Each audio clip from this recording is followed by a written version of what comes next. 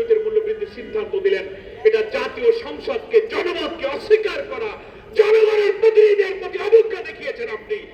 যেমন আপনি জুলাই সনদকে মানেন না, গণভোটকে মানেন না, যেমনি আপনি ব্যাংক প্রতিষ্ঠার লক্ষ্যে ইসলামী ব্যাংক বাংলাদেশের অর্থনীতির চালিকা শক্তি, এশিয়ার বৃহত্তম ব্যাংক, আগে সালাম গ্রুপ লুটপাট করে খেয়েছে, এখন আপনারা তাদের ঘাড়ে উঠে লুটপাট করতে চান, সেদিকেই মনোযোগ, জনগণের দিকে আপনার কোনো মনোযোগ নেই। এই অপরিণামদর্শী যাত্রা থেকে থামুন এবং অবিলম্বে বিদ্যুতের বর্ধিত মূল্য প্রত্যাহার করুন, জনগণের জীবনে স্বস্তি দেন।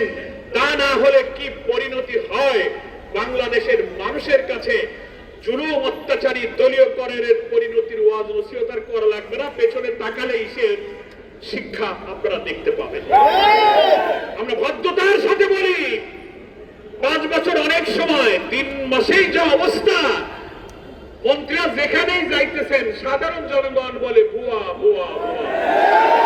শোনেন কিনা বলেন, এখানে কি কোনো রাজনৈতিক দলের লোকেরা যায়? তো 3 মাস যে পারে না, পাবলিক যদি ভুয়া ভুয়া